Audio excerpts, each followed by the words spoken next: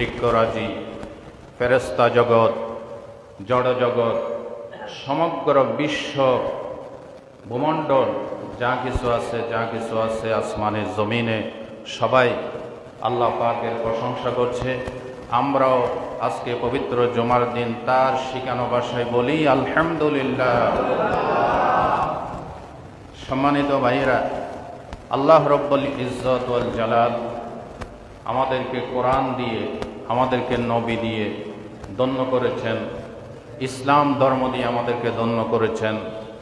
আল্লাহ রব্বুল আলামিন এই ইসলামের ভিত্তিতে চলার জন্য, লাইফ স্টাইল তৈরি করার জন্য আমাদেরকে নির্দেশ করেছেন। সমস্ত ফেরেশতারা ঈমানদারদের জন্য দোয়া করে, যারা ইসলামের পথে চলে, রাসূলের পথে চলে, ইসলামকে ফলো করে চলে, তাদের জন্য ফেরেশতারা নেক দোয়া করে। কি দোয়া করে? নেক দোয়া করে। এমনকি আল্লাহর আরশ বহনকারী ফেরেশতা 8 জন ফেরেশতা, তারাও ঈমানদারদের জন্য দোয়া করে। জোরে সোরে বলেন আলহামদুলিল্লাহ। কিন্তু এমন কিছু বিষয় রয়েছে যে বিষয়গুলিতে ফেরেশতারা মানুষের জন্য বদদোয়া করে, অভিশাপ দেয়। কি করে? বদদোয়া করে, ফেরেশতারা অভিশাপ দেয়। এর কয়েকটি বিষয় কোরআন হাদিস থেকে কালেকশন করে আমি আপনাদের সামনে নিয়ে এসেছি। নাম্বার 1, যারা ইলমকে গোপন করে, কোরআন সুন্নাহয় বর্ণিত ইলমকে গোপন করে, ফেরেশতারা তাদেরকে লানত করে, অভিশাপ দেয়। জোরে বলেন নাউজুবিল্লাহ।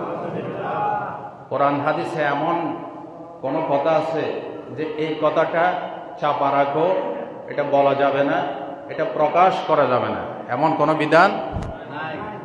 সূরা আল ইমরানের 187 নম্বর আয়াত। আহলে কিতাব তাওরাতের পণ্ডিতদেরকে টার্গেট করে আল্লাহ তাআলা আয়াত নাযিল করেছেন। আল্লাহ রাব্বুল আলামিন বলেন, ওয়াইযা খাযাল্লাহু মিসাকাল্লাযীনা উতুল কিতাব লাতুবায়্যিনুন্নাহু লিন-নাস ওয়া লা তাকতুমুনাহু ফানাবাযুহু ওয়ারা'a যুহুরিহিম ওয়াশতারাউ বিহি সামানান ক্বালীলা ফাবিইসা মা ইয়াশতারুন। বলেন আল্লাহু আকবার। আল্লাহ রব্বুল আলামিন বলেন, যখন আমি আহলে কিতাবদের থেকে ওয়াদা নিয়েছিলাম যে আমি যা কিছু নাজিল করেছি এটা পরিষ্কারভাবে মানুষের সামনে বয়ান করো, ফানাবাযুহু ওয়ারা'a যুহুরিহিম, তারা আল্লাহর কথা মানল না, এই কথাকে তারা পিছনে ফেলে রাখলো। আল্লাহ পাক বলেন, ওয়াশতারাউ বিহি সামানান ক্বালীলা, নিজেদের স্বার্থ, অবৈধ স্বার্থ চরিতার্থ করার জন্য তারা তাওরাতে হালালকে হারাম বানিয়েছে, হারামকে হালাল বানিয়ে কোরআন বিক্রি করেছে। বলেন নাউজুবিল্লাহ।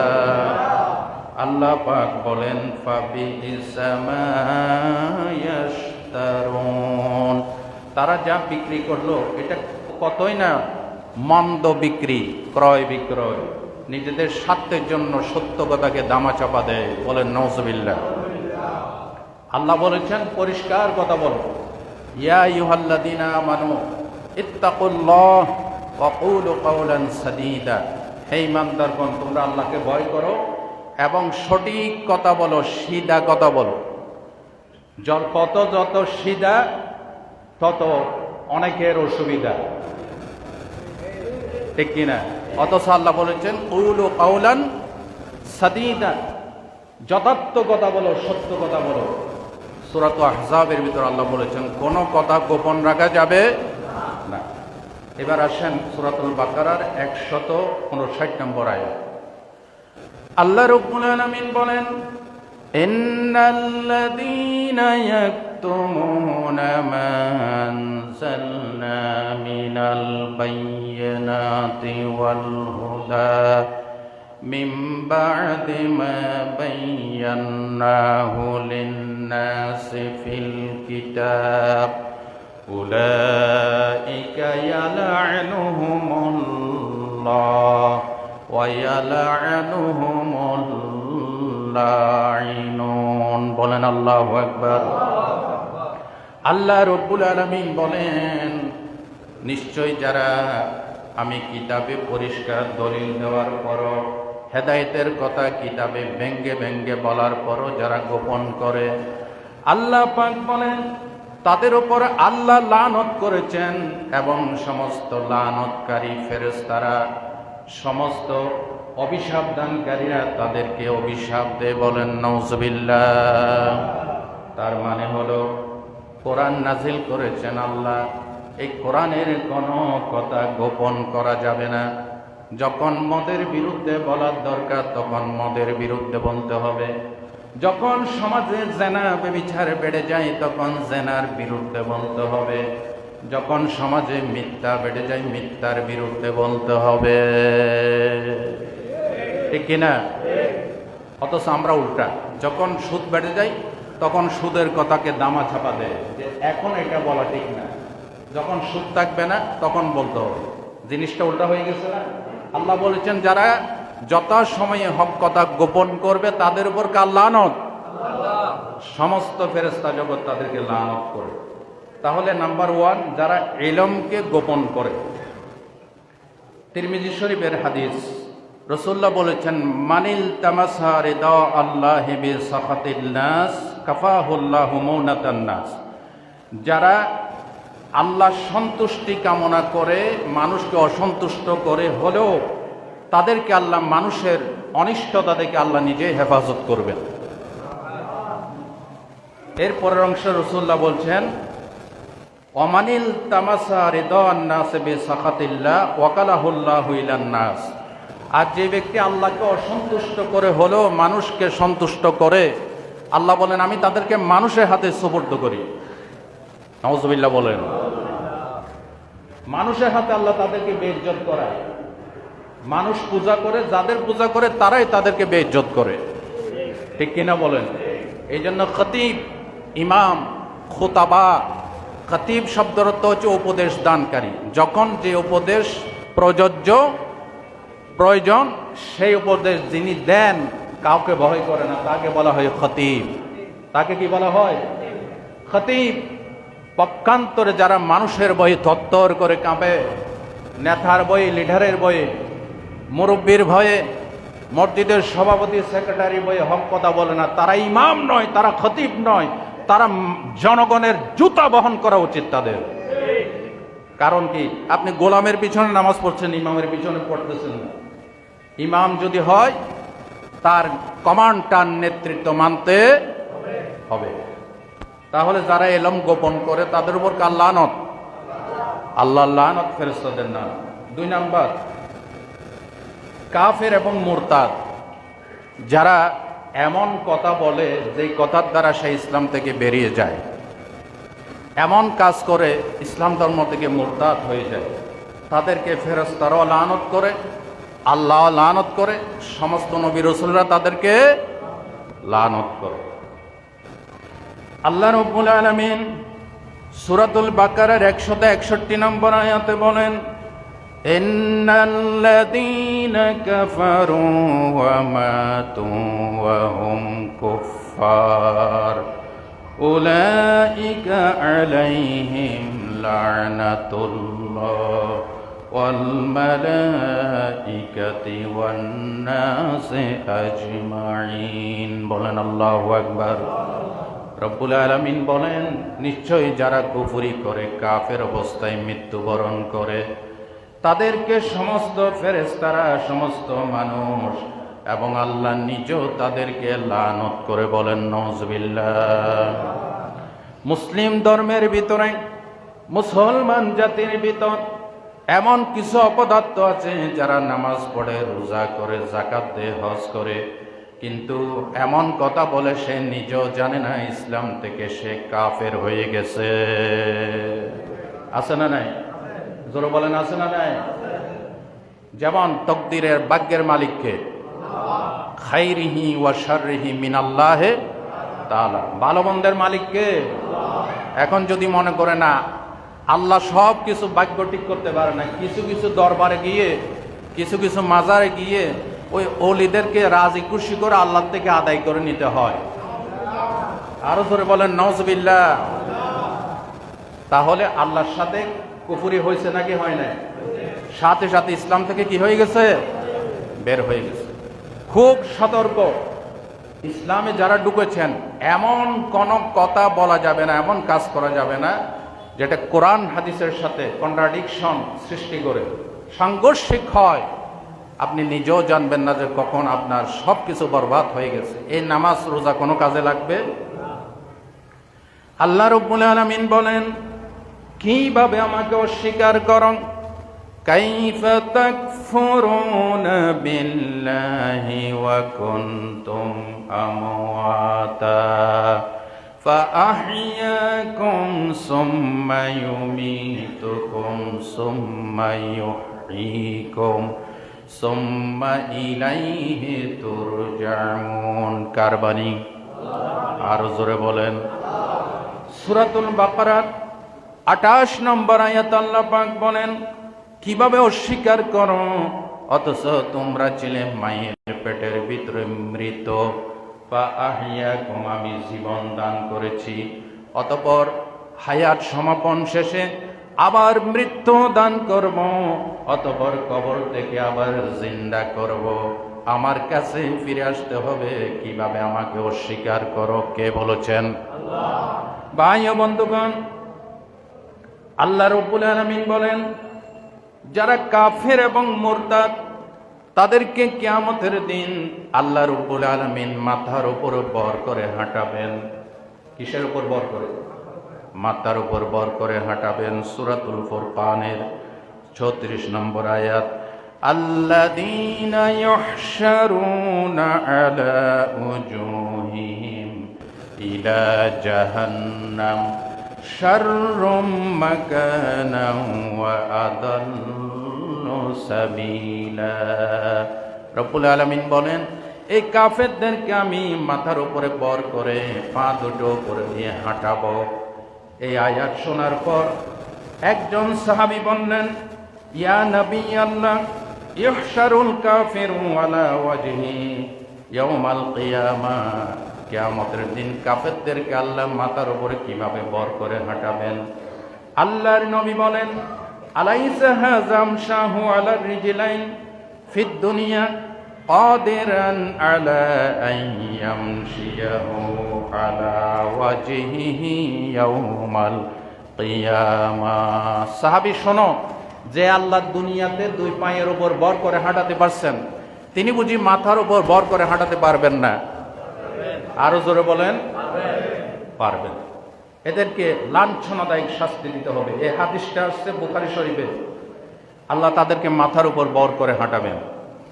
ঈমান যদি সলিড হয়, ঈমানের ভিতর যদি কুফরি না ঢুকে, নিফাক না ঢুকে, শিরিক না ঢুকে, সেই ঈমানদারদের মর্যাদা এত বেশি, সেই ঈমানদারদের কথায় পাহাড়ের আগুন পর্যন্ত পিছনে সরতে বাধ্য হয়। আল্লাহু আকবার বলেন। ঈমান যদি সলিড হয়, সেই ঈমানদারদের কমান্ড সমুদ্রের জোয়ার বাটা ফলো করে মানতে বাধ্য হয়। আল্লাহু আকবার শুধু একজন কইলে হবে? আরো জোরে। হযরত ওমর রাদিয়াল্লাহু তাআলা আনহুর জামানায় মদিনা শরীফের সিরিয়ার দিক থেকে কিছু আগুনের লাভা পাহাড় থেকে এমন ভাবে বের হচ্ছে, এই আগুনের লাভা যেদিকে পড়তেছে সেদিকে বাড়িঘর জ্বালিয়ে ভস্ম করে দিচ্ছে। হযরত ওমরের কাছে যখন খবর গেল, তিনি হযরত তামিম আদ-দারি রাদিয়াল্লাহু তাআলা আনহুকে বললেন, তুমি যাও, আগুনকে পিছনের দিকে হটাইয়ে দাও। হযরত তামিম আদ-দারি বললেন, আমিরুল মুমিনিন, আমি পারবো না। হযরত ওমর অগত্যা নিজেই তাকে সাথে নিয়ে পাহাড়ের কাছে গেলেন। হযরত তামিম আদ-দারিকে বললেন, আগুন ঠেকাও। হযরত তামিম আদ-দারি কাপড়ের আঁচল দিয়ে এভাবে আগুনের দিকে বাতাস করতেছে, আগুনকে ঠেলতেছে। মুহূর্তের ভিতরে দেখা গেল আগুন যেদিক থেকে আসছে সেদিকে পাহাড়ের গর্তের ভিতরে ঢুকে এই যে আগুন চলে গেল, মদিনা শরীফের সে আগুনের উৎপত্তি আর হয় নাই। আল্লাহু আকবার বলেন। হযরতে সাদ বিন আবি ওয়াক্কাস ৬০,০০০ সৈন্য নিয়ে দাজলা নদী পার হয়ে পানির উপর দিয়ে ঘোড়া দাব দিয়ে তিনি পারস্যের বাহরাস নগর অবরোধ করলেন। সমুদ্র তার কমান্ড মেনেছে। আল্লাহু আকবার বলেন। ইমানদার হলে এরকম ইমানদার হতে হবে, ঠিক কিনা? আল্লাহর নবী বলেছেন, সুনান সহিহ মুসলিমের বর্ণনায়, যাকাতাল ঈমান মান রাদিয়া বিল্লাহি রাব্বা ওয়া বিল ইসলামি দীনা ওয়া বিমুহাম্মাদিন নাবিয়্যান ওয়া রাসূলা। বলেন আল্লাহু আকবার। আল্লাহর নবী বলেন, যে ব্যক্তি তিনটা বিষয়কে মন থেকে গ্রহণ করেছে সেই ঈমানের স্বাদ পেয়েছে। কয়টা জিনিস? আরো জোরে। তিনটা জিনিসকে পরিপূর্ণভাবে বিশ্বাস করেছে সেই ব্যক্তি ঈমানের স্বাদ পেয়েছে। মান রাদিয়া বিল্লাহি রাব্বা, যে ব্যক্তি আল্লাহকে আইনদাতা বিধানদাতা হিসেবে পেয়ে গ্রহণ করে সন্তুষ্ট হয়েছে। ২ নাম্বার, অবিল ইসলামে দীনা, ইসলামকে জীবন চলার পাথেয় হিসেবে খুশি হয়েছে।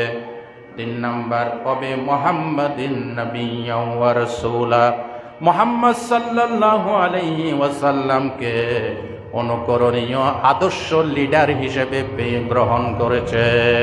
আল্লাহু আকবার। এই তিনটা জিনিস পেয়ে যারা মেনেছে, সন্তুষ্ট চিত্তে গ্রহণ করেছে, তারা ঈমানের কি পাইছে? স্বাদ পেয়েছে। ভাই ও বন্ধুগণ, এই জন্য ঈমানের স্বাদ যাদের আছে তাদের ঈমানে কখনো কুফরি ঢুকে না, নিফাক ঢুকে না, শিরিক ঢুকে না। আল্লাহর কাছে দোয়া করি, আল্লাহ যে ঈমান দিয়েছ এই ঈমান যেন পৃথিবীর কারো শত্রুতা, কারো মিথ্যা মামলা মোকদ্দমা, কারো জুলুম নির্যাতনের কারণে ঈমান থেকে যাতে সরে না আসি। আল্লাহ আমাদেরকে ঈমানের উপরে রাখো, বলেন আমিন। ঈমান দিয়েছ প্রভু, দিও স্বাদ ঈমানের, যতদিন বেঁচে থাকি গাই যেন গান কোরআনের। আমিন বলতে ইচ্ছে হয় না? রাসূলের পথে তাকি যেন আমরণ, দিনের পথেই হয় যেন মরণ। রাসূলের পথে তাকি যেন আমরণ, দিনের পথেই হয় যেন মরণ। এতটুকু ছাওয়া হে মোদের প্রভু, ঈমান দিয়েছ প্রভু, দিও স্বাদ ঈমানের, যতদিন বেঁচে থাকি গাই যেন গান কোরআনের। বলেন আমিন। ভাই ও বন্ধুগণ, যারা ঈমানের সাথে কুফরি করে তাদেরকে ফেরেশতারা প্রতি মুহূর্তে লানত করে। ওই ব্যক্তি কুফরি ত্যাগ করা পর্যন্ত তার নামাজ, তার হজ, তার যাকাত কিছুই আল্লাহর দরবারে কবুল হবে না। ৩ নাম্বার, যারা সাহাবীদেরকে গালিগালাজ করে ফেরেশতারা তাদেরকে লানত করে। জোরে বলেন নাউজুবিল্লাহ। কিছু কিছু লোক আছে যারা হযরত আলীকে শত্রু মনে করে, আছে কিনা? কিছু কিছু লোক আছে যারা হযরত ওসমানকে শত্রু মনে করে। আবার কিছু কিছু লোক আছে যখন আবু বকর সিদ্দিকের রাষ্ট্রীয় ক্ষমতার কথা বলা হয় বলে, হুজুর রাখেন, এটা আবু বকরের দেশ না, এটা বাংলাদেশ। আবু বকরের সেই থিওরি দিয়ে এখন বাংলাদেশ চলতে পারে না। এই ধরনের বলে যে লোক আমাদের সমাজে নেই, আছে আছে, রাখেন এসব কথা। আবু বকর আমল নাকি? তাহলে সে সাহাবীকে কি করলো? ইনকার করলো। সাহাবীর আদর্শকে কি করলো? মানে তাতির হচ্ছে সাহাবীর এই আদর্শ যুক্তিযুক্ত না, আমরা যেটা বানাচ্ছি এটাই লেটেস্ট, এটাই কার্যকরী, এটাই মুক্তির উপায়, তার থিওরি এটাই। নওয়াজুবিল্লাহ বলতে ইচ্ছে করে না। অথচ রাসূলুল্লাহ বলেছেন, হযরত আব্দুল্লাহ ইবনে মাসউদ মিশকাত শরীফের লম্বা একটি বর্ণনা। আন ইবনে মাসউদ রাদিয়াল্লাহু তাআলা আনহু, মান কানা মুস্তান্নান ফালিয়াস্তান্না বিমান ক্বাদ মাত। যে ব্যক্তি রাসূলুল্লাহর কদম কদম অনুসরণ করতে চায় সে যেন যারা মারা গেছে তাদের অনুসরণ করে। এরা কারা? হযরত আব্দুল্লাহ ইবনে মাসউদ বলেন, উলাইকা আসহাবু মুহাম্মাদিন সাল্লাল্লাহু আলাইহি ওয়াসাল্লাম। এরা হচ্ছে নবীজির সাহাবী। এদেরকে ফলো করো, কারণ আবাররাহা কুলুবান, তাদের কলবকে আল্লাহ সমস্ত বক্রতা থেকে রক্ষা করেছেন। ওয়া আমাকাহা ইলমা, তাদেরকে গভীর জ্ঞান দান করেছেন। ওয়া আকাল্লুহা তাকাল্লুফান, সমস্ত কৃত্রিমতা থেকে আল্লাহ তাদেরকে হেফাজত করেছেন। কানু আফদালু হাযিহিল উম্মাহ, হযরত আব্দুল্লাহ ইবনে মাসউদ বলেন, এই সাহাবীরা হচ্ছে এই উম্মতের শ্রেষ্ঠ সন্তান। জোরে বলেন সুবহানাল্লাহ। ইখতারাহুমুল্লাহু লিসুহবাতি নবিয়্যিহি ওয়া লিইকামাতি দীনিহি, আল্লাহ নিজেই দিন প্রতিষ্ঠার জন্য, নবীর সাহচর্যের জন্য আল্লাহ নিজে সাহাবীদেরকে বাছাই করেছেন। বলেন না সুবহানাল্লাহ। বর্ণনার শেষের অংশে এসেছে, ওয়া তামাসসাকু বিমাস্তাতাতুম মিন আখলাকিহিম ওয়া সিরাতিহিম ফাইন্নাহুম কানু আলাল হাদিল মুস্তাকিম। তোমরা সাহাবীদের সিরাত, সাহাবীদের আদর্শ যথাযথভাবে গ্রহণ করো, কারণ তারা সত্য রাস্তায় প্রতিষ্ঠিত ছিলেন। তারা সত্য রাস্তায় ছিলেন নাকি বাতিল রাস্তায় ছিলেন? সত্য রাস্তায় ছিলেন। একজন সাহাবী, ভালো করে শোনেন, সাহাবাই কেরাম যারা রসুলকে ঈমানের সাথে সচক্ষে দেখেছে, এরা জিহাদের ময়দানে ঘোড়া দাপড়িয়ে ঘোড়ার পায়ে যে ধুলিবালি উৎক্ষিপ্ত হয়েছে, এই ধুলিবালির একটি কণা, ছোট্ট কণা এক পাল্লায় দিলে সমস্ত আউলিয়া কেরাম, উলামায়ে কেরাম, পীর বুজুর্গ এক পাল্লায় দিলে সমান হবে না। অথচ আমরা সাহাবীদেরকে বাদ দিয়ে কোথাকার কোন হুজুর, কোরআন নাই হাদিস নাই, কোথাকার কোন পীর ফকির, পীর বাবা ফকির বাবার অন্ধ অনুকরণ করে চলছি। ঠিক কিনা বলেন? আজকে 23 বছর আমি এই কথাগুলি বলার কারণে শতকরা 80 জন লোক এই এলাকার হেদায়েতের পথে ধন্য হয়েছে। ঠিক কিনা বলেন? আমি একাই মোকাবেলা করেছি, আমার সাথে কেউ ছিল না, আল্লাহ ছিল। আলহামদুলিল্লাহ বলেন। আমি ওপেন চ্যালেঞ্জ দিয়েছিলাম এক সময় যে তোমাদের হুজুরকে নিয়ে আনতে পারে নাই। পরে আমার কাছে ক্ষমা চেয়ে গেছে। এই মাওলানা হাবিবুর রশিদ শুধু এই মসজিদ নয়, এলাকা নয়, গোটা বাংলাদেশে যেখানে যাই সেখানে হক কথা বলে আসি। আলহামদুলিল্লাহ বলেন। এই যে আজকে ঢাকা থেকে ক্যামেরা এসেছে, চারটেখানি কটা মনে করবেন না, ঢাকা থেকে এসেছে। আল হেরা ইসলামিক সেন্টার একসময় আমাদের চট্টগ্রাম ছিল। গতকাল রাত 11টার দিকে আমাকে ইসলামিক সেন্টারের মালিক গাজী মুজাম্মেল ভাই বলতেছে, হুজুর আপনার মসজিদে একজন প্রতিনিধি পাঠাবো, দীর্ঘদিন আপনার লেকচার নেওয়া হয় না। আমি বললাম পাঠান। আলহামদুলিল্লাহ এসেছে, ভোর 7টার দিকে এসে এখানে পৌঁছে ঢাকা থেকে। আল্লাহ শুকরিয়া আদায় করেন। আমাদের মসজিদ ধন্য, আমরা ধন্য। আল হেরা ইসলামিক সেন্টারকে আজকে আগত মুসল্লি ভাইদের পক্ষ থেকে উষ্ণ অভিনন্দন জানাই। এই আল হেরা ইসলামিক সেন্টারে আমার সূরাতুল ফাতিহার 5 জুমার তাফসীর পাবেন, সূরাতুল আসরের তাফসীর পাবেন, সূরাতুল মুলুকের তাফসীর পাবেন। এছাড়া বিভিন্ন মাঠে ময়দানের বগুড়ার বয়ান সহ এই আল হেরা ইসলামিক সেন্টার থেকে প্রকাশিত হয়েছে। আল হেরা ইসলামিক সেন্টার, তাদের প্রচারণা খুবই চমৎকার। শৈল্পিক সৌন্দর্য দিয়ে, কোরআনের আয়াত দিয়ে তারা এডিটিং করেন। আল্লাহ এই প্রতিষ্ঠানকে কবুল করুন, বলেন আমিন। সম্মানিত ভাইরা, তাহলে সাহাবীদেরকে যারা গালি দেয় তাদের উপর ফেরেশতারা কি করে? তাবরানী কবিরের হাদিস, উলামায়ে কিরাম থাকলে নোট করেন, রেকর্ড হচ্ছে। মান সাব্বা আসহাবি ফাআলাইহি লানাতুল্লাহি ওয়াল মালাইকাতি ওয়ান নাস আজমাইন। যারা সাহাবীদেরকে গালিগালাজ করে তাদের উপর আল্লাহর লানত, ফেরেশতাদের লানত। জোরে বলেন নাউজুবিল্লাহ। সানিকত ভাই আমরা কি বলি? আল্লাহুম্মা ইহদি আইম্মাতাল মুসলিমিন ইলা সুন্নাতির রাসূল ওয়াল খুলাফায়ে রাশিদিন আল মাহদিন। আল্লাহ এই উম্মতের নেতাদেরকে তুমি খুলাফায়ে রাশেদার এবং ইসলামের আদর্শ ফলো করে চলার তৌফিক দান করো। খুলাফায়ে রাশিদিন, সাহাবায়ে কেরাম। যারা সরাসরি নবীকে দেখে কালেমা পড়েছে। আপনি আর আমি নবীকে দেখছি? দেখছেন? নবীর স্ত্রীকে দেখছেন? নবীর কোন সন্তানকে দেখেছেন? দেখেন না। কিন্তু সাহাবীরা নবীর নুরানি চেহারা দেখে দেখে কালেমা পড়েছে। সাহাবীদের মর্যাদা কত দেখেন। নবী করিম সাল্লাল্লাহু আলাইহি ওয়াসাল্লাম এক বেদুইন থেকে একটা ঘোড়া ক্রয় করলেন। সুনান আবু দাউদের বর্ণনা। ঘোড়া ক্রয় করে মূল্যটা নবীর পকেটে ছিল না। নবীজি বললেন, তুমি আমার পিছনে পিছনে আসো, আমার বাড়িতে আমি তোমাকে মূল্য পরিশোধ করব। নবীজি ঘোড়া নিয়ে সামনে সামনে যায়, আর এই বেদুইন পিছনে পিছনে যায়। ওইখানে কিন্তু ক্রেতা বিক্রেতার মাঝে কোনো সাক্ষী ছিল না। কত দূর যাওয়ার পর আল্লাহর নবী যখন সামনে সামনে যায়, বেদুইন পিছনে পিছনে আসে। পিছন দিক থেকে কয়েকজন বেদুইন এসে বলল, ভাই তোমার ওই ঘোড়াটা আমাদের কাছে বিক্রি করে দাও, চড়া মূল্য পরিশোধ করব।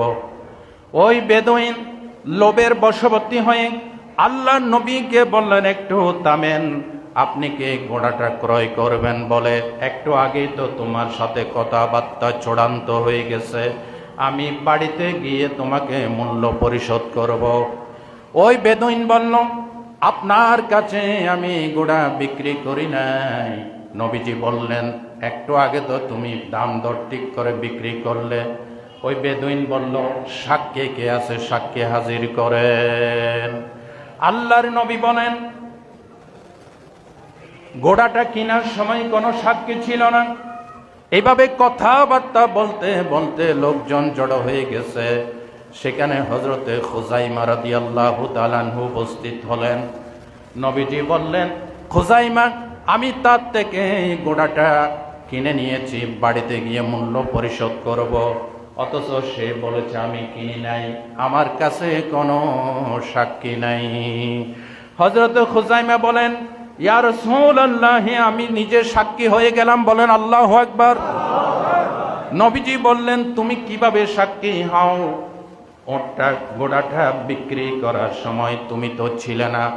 বলে, ইয়া রাসূলুল্লাহ, এটা কি কথা বলেন? আপনি বলেছেন জান্নাত আছে, জাহান্নাম আছে, পরকাল আছে, আল্লাহ আছে, না দেখে বিশ্বাস করেছি। কবর, হাসর, ফুলসেরাত না দেখে বিশ্বাস করেছি। এই না দেখার জিনিসগুলি যদি আপনার কথায় বিশ্বাস করতে পারি, নবী গো, দুনিয়ার একজন সাধারণ বেদুইনের কাছ থেকে ঘোড়া কিনেছেন, এই জমিনের কথা কেন আমি বিশ্বাস করতে পারবো না? আল্লাহর নবী তখন বলেছিলেন, সুনান আবু দাউদের বর্ণনা, فجعل رسول الله صلى الله عليه وسلم شهادة خزيمة بشهادة رجلين। আল্লাহু আকবার। ইসলামে একজনের সাক্ষী গ্রহণযোগ্য নয়। রাসূলুল্লাহ তখন তাকে বলেছিলেন, আমি তোমাকে দুইজনের স্থলাভিষিক্ত সাক্ষী হিসেবে তোমাকে ঘোষণা করলাম। আল্লাহু আকবার বলেন।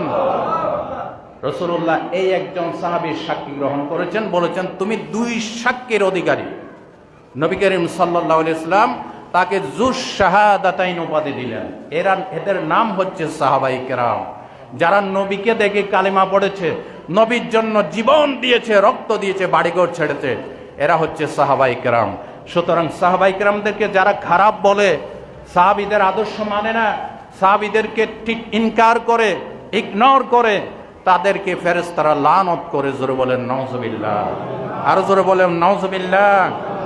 যাদের শানে নাযিল হয়েছে রাদিয়াল্লাহু আনহুম ওয়া রাদু আন যালিকা লিমান খাশিয়া রাব্বাহ, সূরা বাইয়িনার 8 নম্বর আয়াত। আল্লাহ তাদের উপর সন্তুষ্ট, তারাও আল্লাহর উপরে সন্তুষ্ট। এরা হচ্ছে সাহাবায়ে কেরাম রিদওয়ানুল্লাহি তাআলা আলাইহিম আজমাইন। এরপরের নাম্বার, যারা মুসলমান ভাইয়ের দিকে অস্ত্র তাক করে অন্যায়ভাবে, তাদের উপর ফেরেশতারা লানত করে। নাউজুবিল্লাহ বলতে ইচ্ছে করে না? আজকে এই বাংলাদেশে সাধারণ স্বার্থের জন্য, চাঁদার জন্য মানুষের বুকের উপর উঠে অস্ত্র তাক করে নিরপরাধ নির্দোষ মানুষকে হত্যা করা হয়। ঠিক কিনা বলো? রাসূলুল্লাহ কি বলছেন, মান আশারা ইলা আখিহি বিহাদিদাতিন ফা ইন্নাল মালাইকাতা তালআনুহু হাত্তা ওয়া ইন কানা আখাহু লিআবিহি ওয়া উম্মিহি। সহিহ মুসলিমের বর্ণনা। রাসূলুল্লাহ বলছেন, যে ব্যক্তি অন্যায়ভাবে কোনো মুসলমান ভাইয়ের দিকে অস্ত্র উঠিয়ে তাকে ভয় দেখায়, তরবারি দিয়ে, পিস্তল দিয়ে, দা দিয়ে, ছুরি দিয়ে, রিভলভার দিয়ে ভয় দেখে, তোকে আমি দেখে নেব। রাসূলুল্লাহ বলছেন, সমস্ত ফেরেশতারা তাকে লানত করে, যদিও সে তার আপন ভাই হয়। নাউজুবিল্লাহ বলেন। এগুলি কি আমাদের সমাজে আছে নাকি নাই? এই তোকে আমি দেখে নেব, আমার জায়গা ছাড়, অথচ সে অবৈধ দখলকারী। নিরপরাধ মানুষকে বলে আমার জায়গা ছাড়, আর না হয় তোকে দেখে নেব, আমার চান্দা দে, না হয় তোকে দেখে নেব। পিস্তল দেখায়, ছুরি দেখায়, আছে না নাই? তাদের উপর আল্লাহর লানত, সমস্ত ফেরেশতাদের লানত। ইসলাম হচ্ছে সুশৃঙ্খল ধর্ম। অন্যায়ভাবে কারো উপরে পিস্তল টেকিয়ে, রিভলভার টেকিয়ে চান্দা আদায় করার, তার বাড়িঘর অবৈধ দখল করার কোন সুযোগ ইসলামে, আরো জোরে বলেন, ইসলামে। এগুলি এক একটা লম্বা লম্বা ব্যাখ্যা দাবি রাখে। এরপরের নম্বর হচ্ছে স্বামীর অবাধ্য স্ত্রী, তাদেরকে ফেরেশতারা লানত করে। স্বামী স্ত্রীর মিল মহব্বত হচ্ছে জান্নাতি নিয়ামত। সূরা বাকারার 187 নম্বর আয়াতে আল্লাহ বলেন, হুন্না লিবাসুল লাকুম ওয়া আনতুম লিবাসুল লাহুন্না। They are clothing for you and you are clothing for them. তোমরা হচ্ছ স্ত্রীদের ভূষণ, কাপড়ের মতো, আর তারা তোমাদের ভূষণ। ভূষণ কাপড় চোপড় পরলে যেমন শরীরের আইব ডেকে রাখে, তদ্রূপ স্বামীর দায়িত্ব স্ত্রীর আইব ডেকে রাখা, স্ত্রীর দায়িত্ব স্বামীর আইব ডেকে রাখা। ইসলাম কত সুন্দর ধর্ম, সুবহানাল্লাহ। অথচ স্বামী স্ত্রী গাদাগাদি, মারামারি, কিলাকিলি করে প্রতি মুহূর্তে আমাদের কাছে আসে তালাকের মাসলা জানার জন্য। আল্লাহ পাক আমাদেরকে হেদায়েত নসিব করেন। এবার হাদিসটা শুনেন, সহিহ আল বুখারীর হাদিস। আল্লাহর নবী বলেছেন, ইজা দা'আর রাজুলু ইমরাআতাহু ইলা ফিরাশিহি ফাআবাত আন তাজিয়া লা'নাতাহাল মালাইকা হাত্তা তুসবিহা। আমার নবীজি বলেছেন, কোন স্বামী যদি স্ত্রীকে বিছানায় ডাকে, স্ত্রী গাদ্দারি করে, বলে তোমার ডাকে আমি সাড়া দিতে পারবো না, স্বামীর কথা মানল না, নবীজি বলেন সকাল হওয়া পর্যন্ত ফেরেশতারা তার উপর লানত করতে থাকে। নাউজুবিল্লাহ বলেন। অনেক মা বোনেরা বেলকনিতে বসে বসে ওয়াজ শোনেন, যারা ভালো করে শোনেন, অন্যায়ভাবে স্বামীর সাথে গর্দান বাঁকা করে কথা বলেন, স্বামীর কমান্ড মানেন না, ফেরেশতারা আপনাদেরকে লানত করে, প্রতি মুহূর্তে অভিশাপ দেয়। জোরে বলেন নাউজুবিল্লাহ। আরেকটা হাদিস শুনেন, সুনান তিরমিজিতে এসেছে। রাসূলুল্লাহ বলেছেন, ইজা দা'আর রাজুলু যাওজাতাহু লিহাজাতিন ফালতাতিহি ওয়া ইন কানাত তান্নুর। রাসূলুল্লাহ বলেছেন, স্বামী যদি কোনো প্রয়োজনে স্ত্রীকে ডাক দেয়, স্ত্রী যদি চুলার উপর রান্না বসানো থাকে, রাসূলুল্লাহ বলেছেন রান্না ফেলে রাখো, স্বামীর ডাকে হাজির হও। আপনারা কি সবাই অবিবাহিত নেই? সুবহানাল্লাহ, ভালো করে কন। আর যারা অবিবাহিত তারা এই হাদিসটা রেকর্ড করে রাখেন, লিখে রাখেন, বিয়ের পর স্ত্রীকে দেখাবেন, ঠিক কিনা? স্ত্রীকে দেখাবেন যাতে আপনি নবাবজাদা নাসরুল্লাহ খানের শালা হতে পারেন। আবার কিছু স্বামী আছে স্ত্রীর উপর অবৈধ আবদার খাটাতে চায়, ঠিক কিনা? রাসূলুল্লাহ বিদায় হজের ভাষণে বলেছেন, খবরদার, পরের একজন স্ত্রীকে কালেমাকে সাক্ষী রেখে তাকে হালাল করেছো, কথায় কথায় তাকে দাসীর মতো নির্যাতন করো না। কে বলেছেন? রাসূলুল্লাহ বিদায় হজের ভাষণে। সুতরাং ব্যালেন্স রক্ষা করতে হবে। স্বামী একটা ভালো অর্ডার করছে, ধর্মীয় অর্ডার করছে, বা তার প্রয়োজন পূরণের কথা বলছে, এটা কি স্ত্রী অস্বীকার করতে পারবে? এটা অমান্য করতে পারবে? এবার আমি একটা ঘটনা নিয়ে আসতেছি সহিহ আল বুখারীর হাদিস থেকে। হযরত আবু তালহা রাদিয়াল্লাহু তাআলা আনহুর স্ত্রী নাম ছিল উম্মে সুলাইম রাদিয়াল্লাহু তাআলা আনহা, যিনি হযরত আনাস রাদিয়াল্লাহু তাআলা আনহুর আম্মা জান ছিলেন।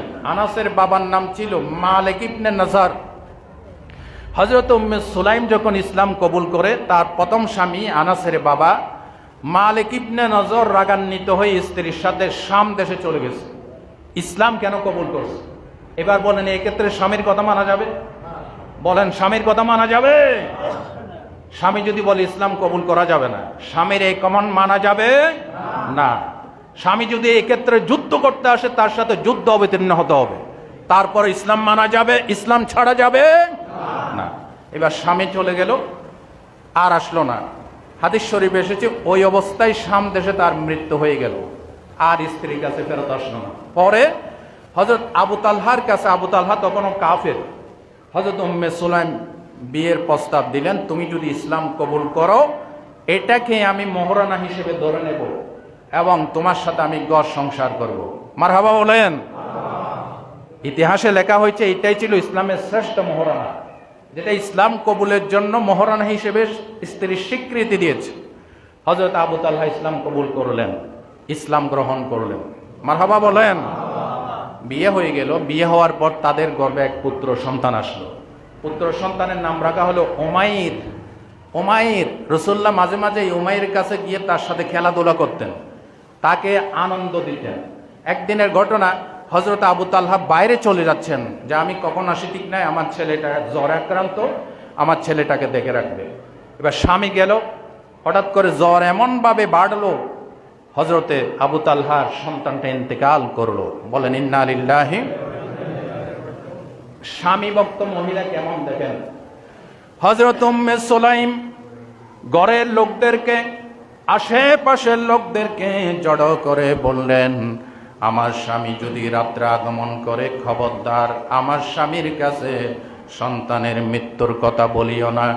কারণ হলো আমার স্বামী রোজা রেখেছে, আমার স্বামী ক্লান্ত শ্রান্ত হয়ে ঘরে আসবে, যদি মৃত্যুর কথা শুনে সে অস্থির হয়ে যাবে, অধৈর্য হয়ে যাবে। আমি যথাসময় তাকে শোনাবো, কেউ তাকে বলবে না। বলেন আল্লাহু আকবার। হযরত আবু তালহা ঘরে আসলেন, স্ত্রী আগের চাইতে আরো সাজগোজ করে থাকলেন।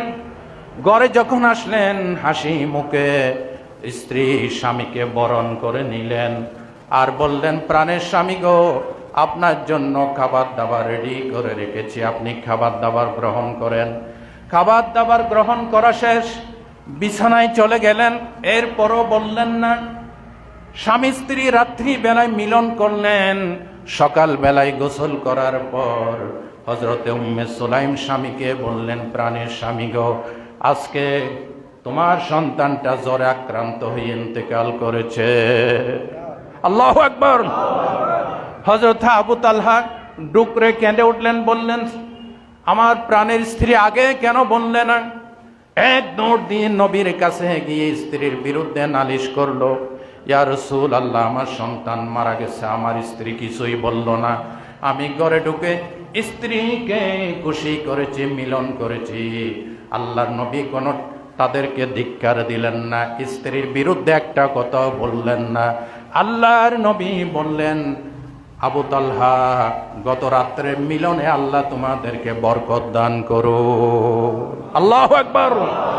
সহিহ আল বুখারীর হাদিস, গত রাত্রের মিলনে আল্লাহ তোমাদেরকে বরকত দান করুন। তার মানে স্বামীকে খুশি করার জন্য মরা সন্তান গড়ে রেখে, কথা গোপন করে স্বামীকে সন্তুষ্ট করেছে, স্বামীকে খাবার দাবার খাওয়াইছে, স্বামীর সাথে মিলিত হয়েছে, আল্লাহ খুশি হয়েছে, রাসূল খুশি হয়েছে।